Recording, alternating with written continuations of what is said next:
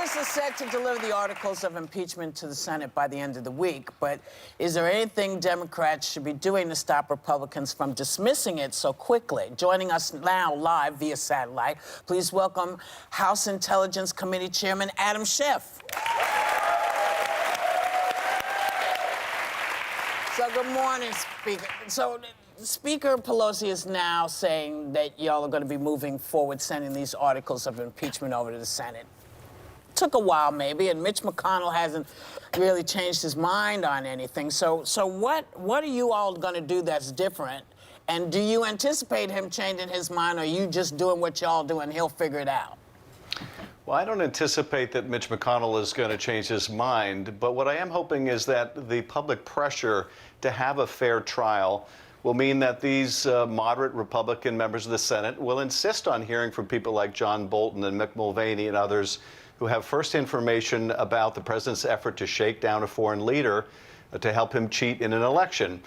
If we had merely rushed the articles over there and given McConnell the chance to sweep it under the rug before the country could be informed about the kind of non-trial he wanted to have, I think it might have led to a different result. At least we have the prospect now of holding senators accountable and insisting on a trial with witnesses. If McConnell succeeds in dismissing this case without witnesses, it will be the first impeachment case, not just involving a president, but involving anyone in the nation's history in which a trial went forward without witnesses. Hello, Congressman Schiff. It's your best friend, Meghan McCain. Hi, Meghan. Hello. Ethics aside, impeachment is a deeply political process. And given the intense divide over the issue and the current standoff that you guys are having, do you think, just purely political, was this a good political move for Democrats? And is there any indication that this has damaged President Trump, because poll numbers say that it hasn't? Well, you know, I think if you're going to look at the poll numbers, what you'll see over the last 3 months is the country moving from a majority of Americans believing that we shouldn't even have an impeachment investigation to overwhelming support for the investigation, and a majority, although a narrow majority of Americans, saying that the Senate should convict and remove the president from office.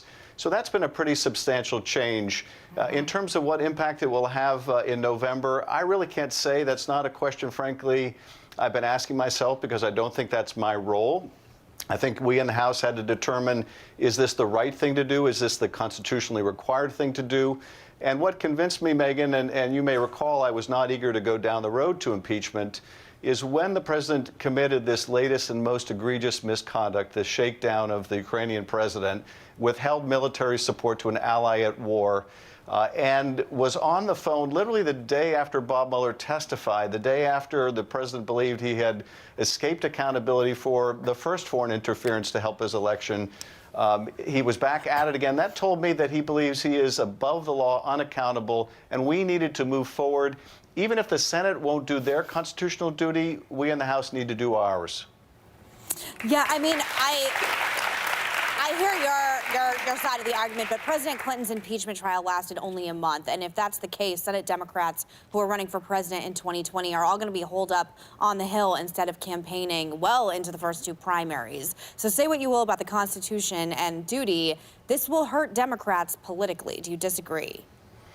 Well, look, I think if senators are doing their job, if they are being impartial jurors, if they are doing their duty under the Constitution, that ought to inure to their benefit. I've always felt that the best campaign was simply doing a good job, and I don't think voters are going to hold it against senators for taking the impeachment of a president of the United States seriously.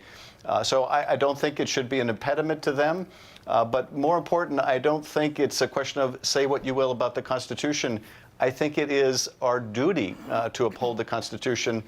And if we allow a president to behave like this, if we allow a president, this president or any other, to seek foreign help, to coerce foreign help in a U.S. election, if we let a president obstruct any investigation into their own wrongdoing, that is going to have enormous repercussions. We're going to have to expect a far greater degree of corruption and malfeasance, not only with this president, but any other in the future.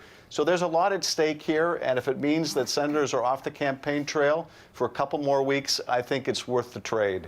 Okay.